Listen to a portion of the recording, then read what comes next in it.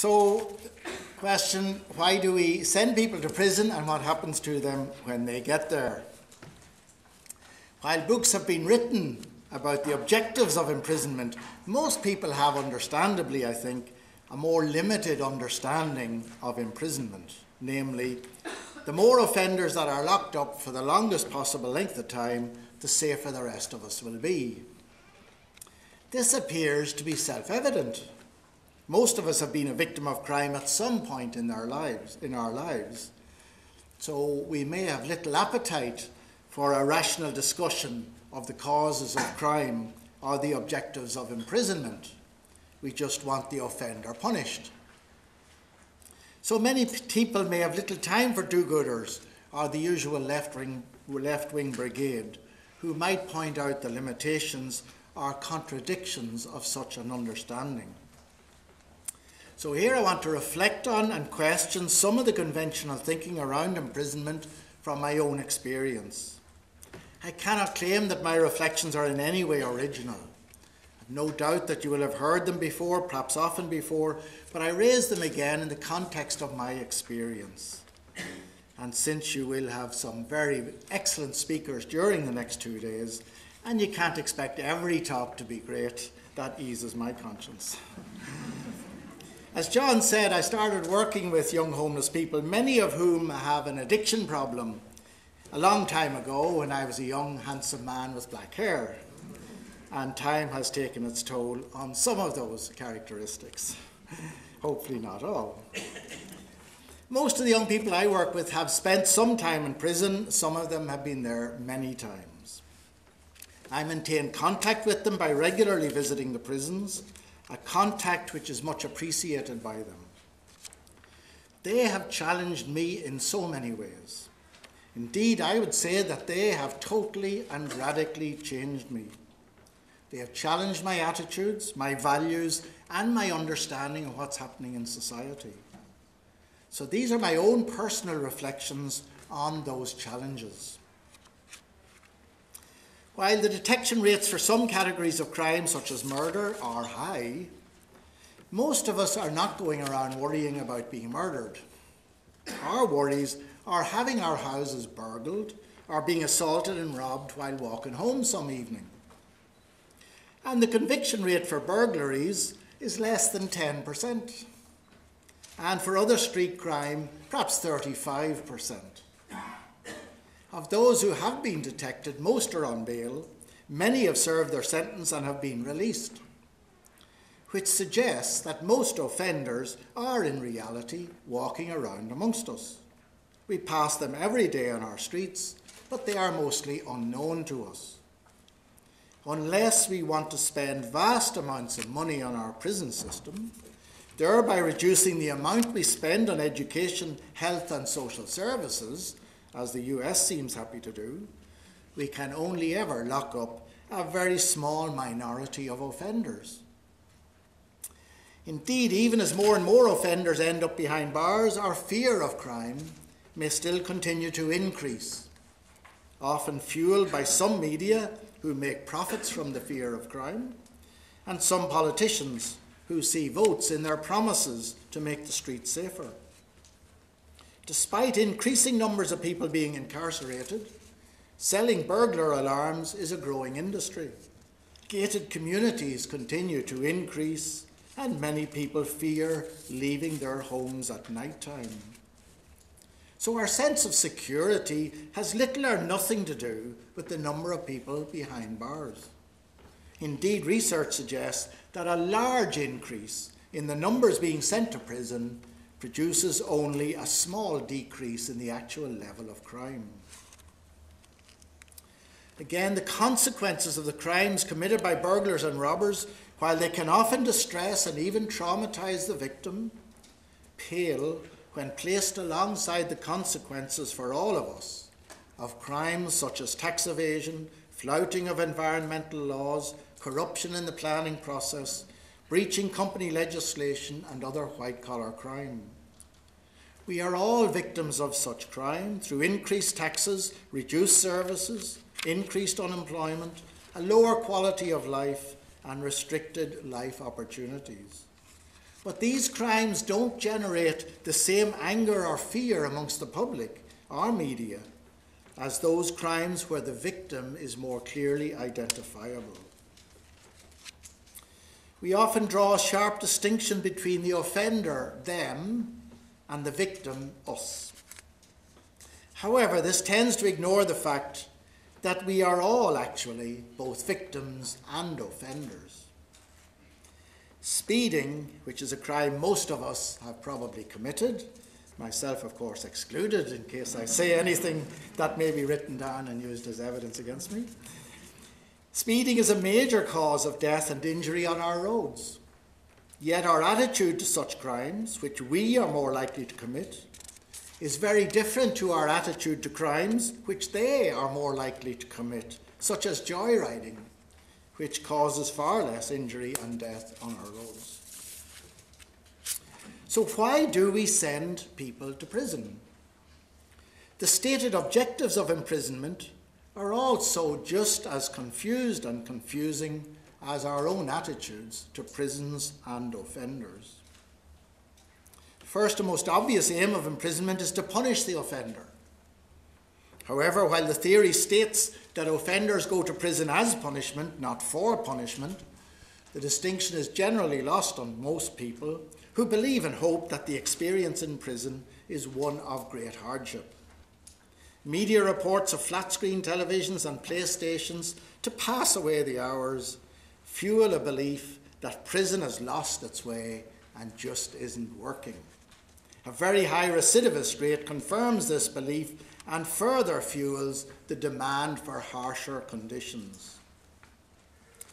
I've always held the theory, without any evidence I have to say, but it suits my ideological bias, that the humane prison conditions in Scandinavian countries may be partially related to the fact that they have a mandatory 30-day imprisonment for drink driving, which means that many middle-class people end up in jail and experience the intolerable conditions which they may have previously supported.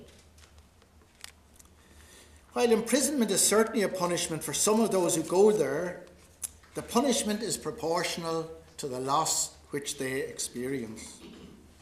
Those who had a job or status or place in society may lose that on going into prison, and the greater the loss, the greater the punishment.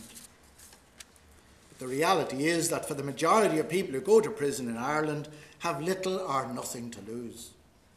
Punishment is not an appropriate response. They have already been punished all their lives. The profile of most people going to prison is clear. Early school leaver, few skills or qualifications, no history of employment, poor literacy levels, often with an addiction to drink or drugs. A significant minority also have a history of homelessness or insecure housing, and some have a history of mental health issues. Many will also have experienced abuse in childhood or violence at home. On a visit to our main prison, Mountjoy prison, some years ago, I reflected afterwards on the 9 prisoners I had met. 6 of them were known to me to have been sexually abused as children, and the other 3 I just did not know them well enough to be able to say. And I said to myself, if this runs through the whole prison system, what on earth are we doing to these people? They developed an addiction because they could not cope with their experience of abuse, and they committed crimes as a result of their addiction.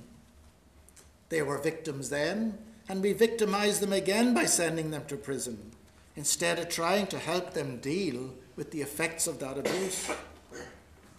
Many have been failed by all the structures in society: the educational system, the housing system, the health system, the labour market.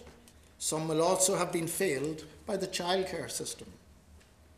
When I was working in an inner city parish, we priests used to say that we could predict with 90% accuracy which children would end up in prison when we were baptizing them. Prison system is the only publicly funded service available to the poor for which there is no waiting list. One young man who's been in and out of prison all his life rarely attended school. Instead, his parents took him into town from the age of 6, where his job was to distract the security guards while his parents shoplifted. By his early teens, robbing was as much a part of his life as eating or sleeping. It was the only thing he was good at, the only skill he had acquired.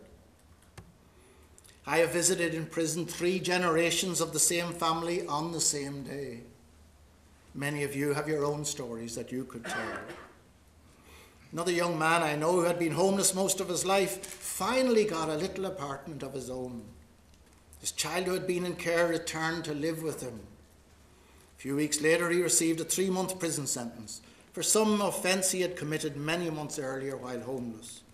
He lost his accommodation and his child was taken back into care. It has often been remarked that it is the family of the person imprisoned who is punished the most. Their partner may find themselves in difficult financial circumstances, having to bring up their children without support, and may suffer the same prejudice and discrimination from society as if they had committed the offence themselves. Their relationship with their children may be strained as a result of the stresses they are now experiencing, and their relationship with their partner may end up being irreparably damaged or destroyed. So for a large majority of those we send to prison, punishment is, as an objective or purpose of imprisonment, does not seem to be an appropriate response to their offending. One of the objectives of imprisonment is to act as a deterrent to criminal behaviour, both for the offender and for the wider society. There is no doubt that those who will be most deterred by the prospect of going to jail are those who have most to lose by going to jail. And they include the very people who make the laws and determine the sentences of those who break the laws. But prison is not much of a deterrent to many of those who end up there, as is evident by the recidivist rate. In Ireland, 50% of those released from prison return there within 4 years. One of the saddest experiences I have is to see someone coming to the end of their sentence, looking forward to getting out in the next few days, and then to meet them 24 hours after release, depressed and asking, why did I bother coming out? Many of those who go in and out of prison tell me that life outside prison is pretty much the same as life inside prison, except you don't have the bars. They feel trapped within the structures, unable to influence them or find a way out of them. I went to a boarding school when I was 12. It was a Jesuit boarding school. That's how I ended up with this crowd. I didn't particularly want to go. I wasn't asked if I wanted to go. It was just my destiny or something, over which I, at 12 years of age, had no say and no control. Most of the people I know who go to prison feel much the same. Their friends have been to jail, members of their family may have been to jail. For them, going to jail is just destiny, a part of their life, not chosen, but unavoidable. For a small few, it may even be a badge of honour. Going to prison may sometimes not be a deterrent, making it less likely that a person might return to prison, but it may make it more likely that a person will return there. Despite the best efforts of the Irish Prison Service to keep drugs out of prison, drugs continue to be readily available within most of our prisons, and a drug culture exists into which newly sentenced prisoners are inserted.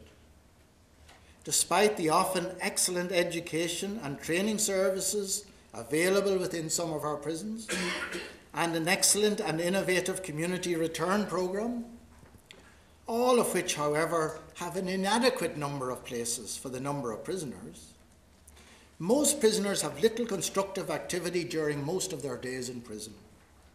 So the boredom, even meaninglessness of prison life becomes a primary driver of drug misuse.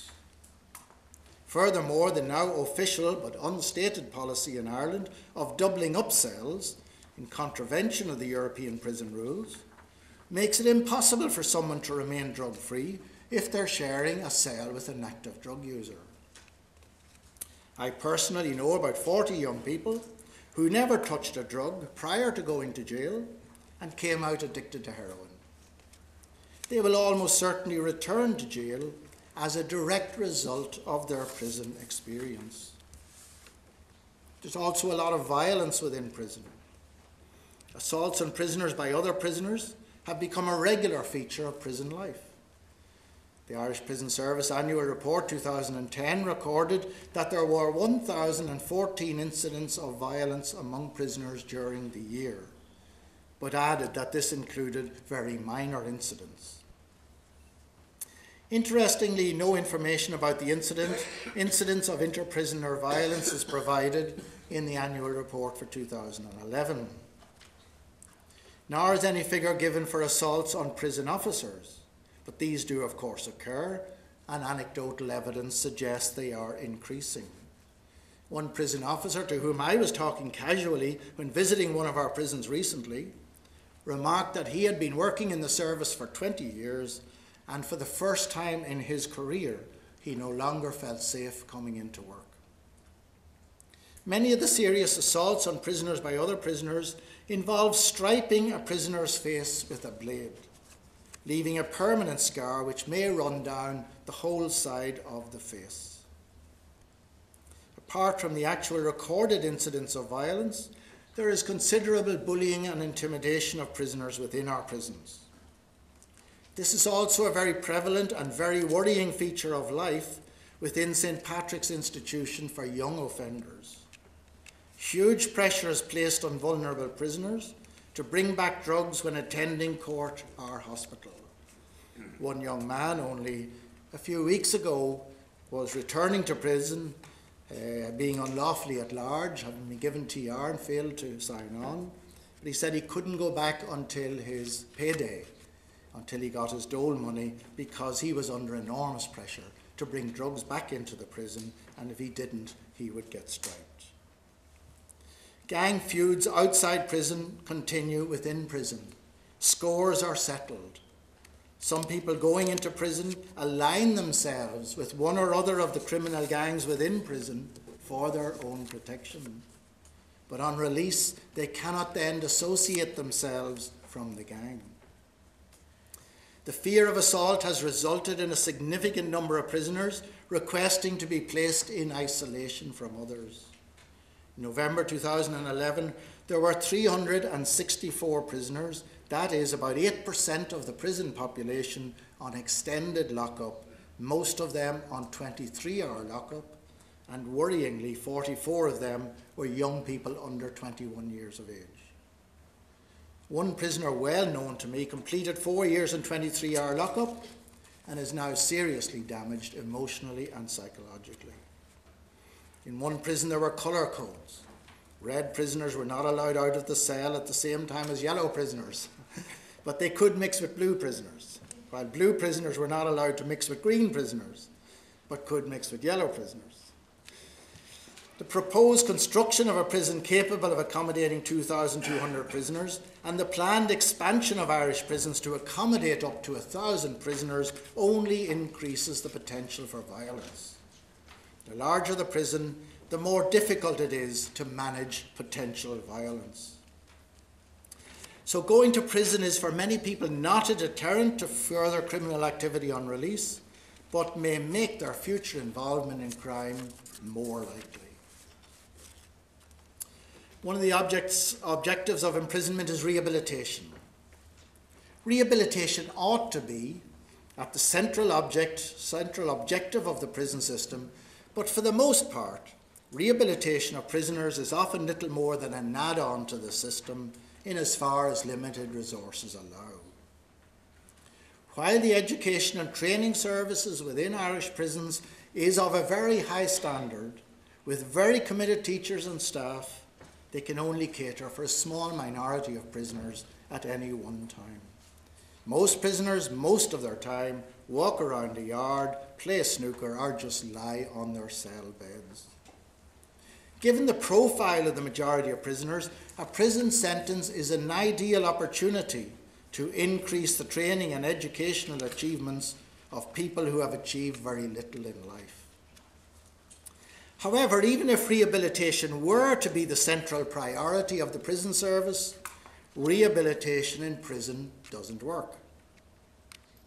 Most people, even those who have the slightest interest in what happens to prisoners, judge the success of rehabilitation in prison by the reduction in the recidivist rate. By this criterion, rehabilitation cannot and does not work.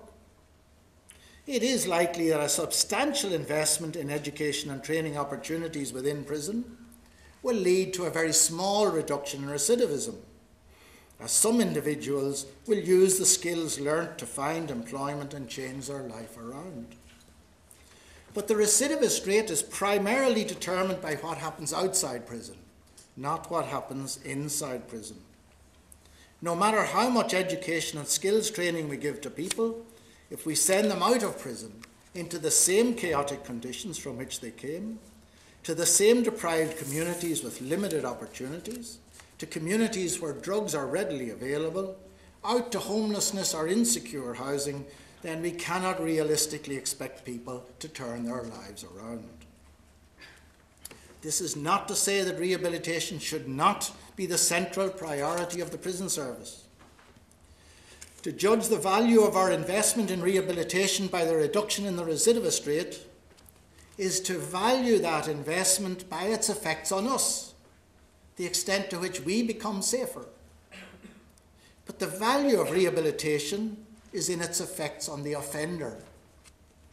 It is to seek to expand the skills and knowledge and personal development of people who have often had very little opportunity to acquire them during their childhood and adolescent years. Rehabilitation is a matter of justice for them, not about making society safer for the rest of us. It's about acknowledging that many of those in prison have been failed by society, and we now take this opportunity to try and restore the balance a little bit. One of the most important outcomes of a focus on rehabilitation is an increase in the self-esteem of people who may have little self-esteem. Just last Saturday, when I was in one of our prisons, a guy came up to me and told me with great pride that he had passed his leaving certificate, our final exam at the age of 17 or 18. I asked him what subjects had he done, and he said, English. I got a grade C. Passing that one subject gave him the same sense of achievement and pride as someone else might get from passing their degree exam in college. And he got a certificate to prove it. He gave me his certificate to keep safe for him until his sentence was over. He had never received a certificate for anything in his life before. To him, this certificate was society's acknowledgement of his achievement. And that's the value of rehabilitation. The value of this increase in self-esteem is unquantifiable, and we tend not to value what is unquantifiable. But it is evident to all who know the person, and it is of huge value to the person themselves and to the rest of society. So punishment isn't appropriate for most of those going into prison. Imprisonment has little deterrent value for most. Rehabilitation doesn't work by our criterion, and that just leaves prevention. Most people would say that people in prison cannot commit further crimes. But again, our centre of concern is ourselves. It is true that those in prison are prevented from committing crimes against us outside of prison, except perhaps by mobile phone or proxy. But people in prison can still commit crime. Assaults, drug dealing, drug misuse, thefts, all occur on a daily basis within prison. But as long as these crimes are committed against other prisoners, we can dismiss them as of no relevance to us. So the primary objective of our prison system then is to contain people in reasonably humane conditions at enormous expense.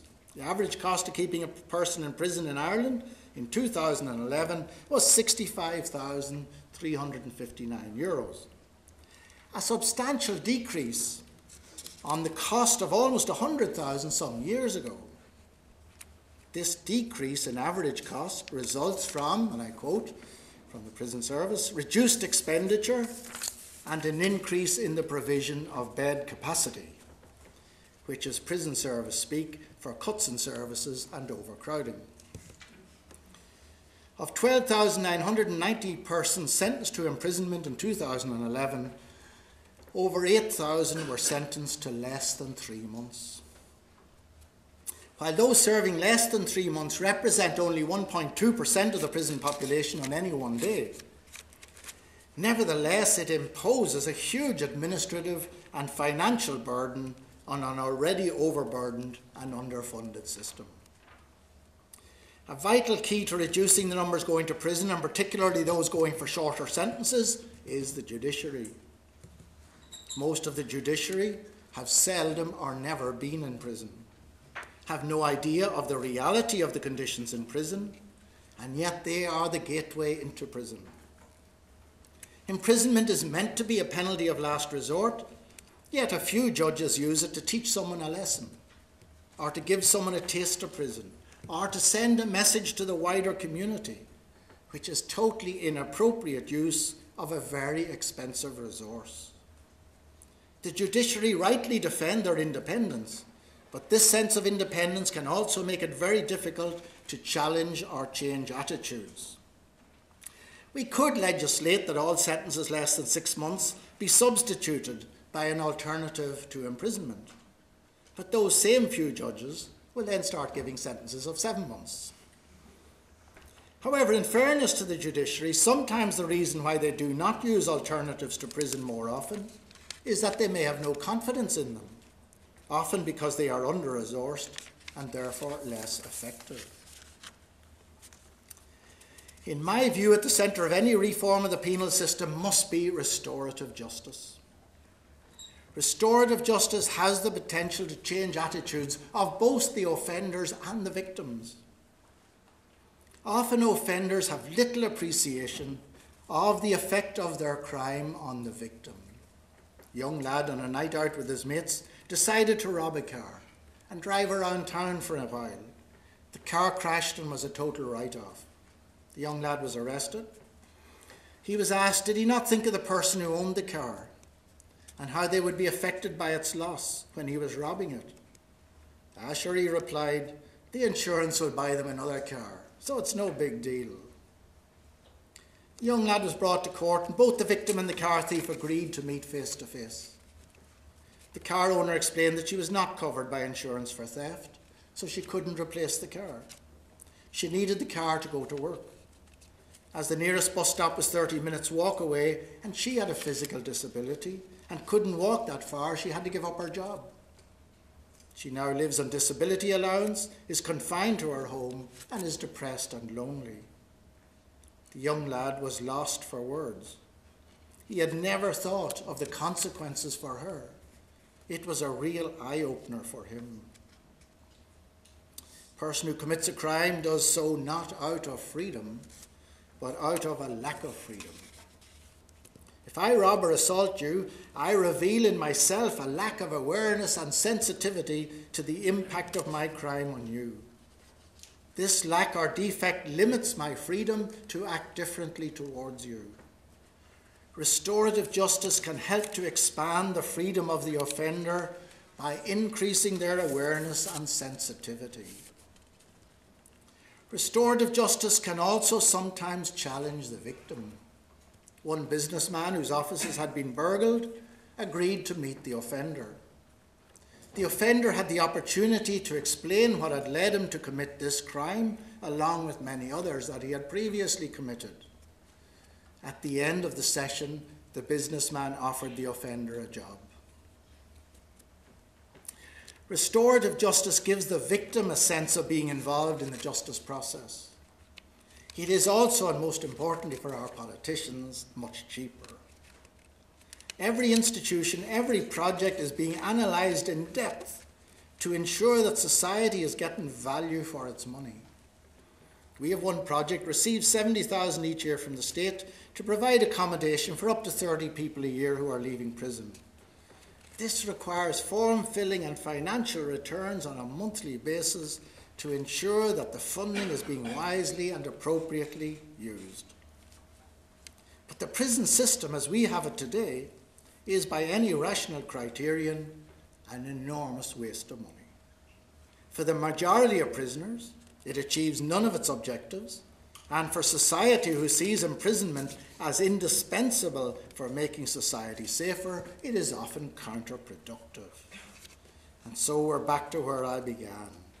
We lock up people just to get rid of them.